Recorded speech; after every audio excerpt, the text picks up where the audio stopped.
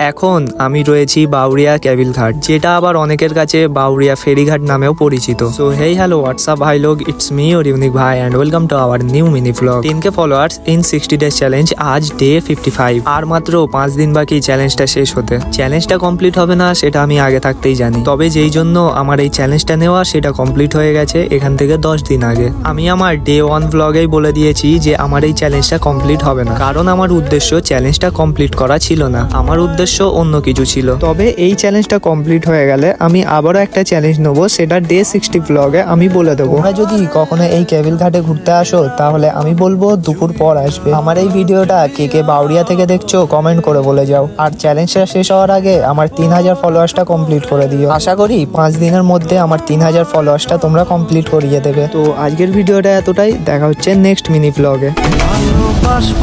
বাসবো রে বন্ধু।